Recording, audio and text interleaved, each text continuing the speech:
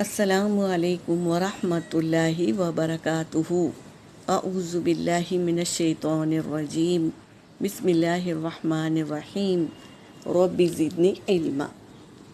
آج ہم ایک جیسی یا ملتی جلتی آواز والے حرف میں فرق کو سمجھیں گے۔ کیا ہے مخرج اور کیسے نکالتے ہیں اور کیسے پڑھا جاتا ہے، اس کو سمجھیں گے۔ قوف اور کاف میں فرق۔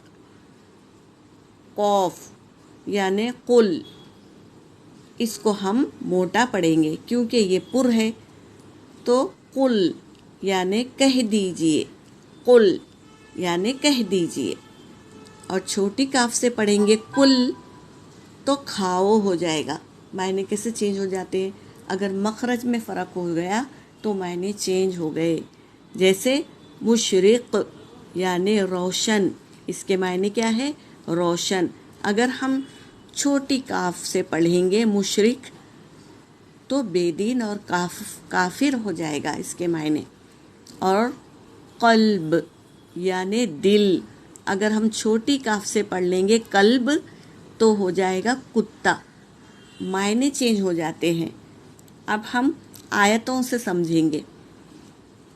مثال ہے سورۃ الکافرون آیت نمبر 1۔ یہاں پر کیا بڑی کاف ہے تو ہم کیا کہیں گے؟ قل، قل یا ایھا الکافرون، کہہ دیجئے اے کافرو، یہ کہہ رہے ہیں۔ اب دیکھو، اب ہم دوسری آیت کو سمجھیں گے انشاءاللہ۔ مثال ہے سورۃ التکاثر آیت نمبر 1 اور 2 میں۔ فرق کو سمجھیں گے مخرج کے۔ الہاکم التکاثر چھوٹی کاف سے ہے، اور دیکھو حتی زرتم المقابر، یہ پر پڑھیں گے، بڑی کاف ہے تو اس کو سمجھ کے ہم کو پڑھنا ہے، مخرج نکالنا ہے تاکہ معنی پرفیکٹ نکلے، کوئی غلطی نہ ہو معنوں میں۔ تو ہمیں سمجھ کر پڑھنا ہے، مخرج صحیح طریقے سے ادا کرنا ہے۔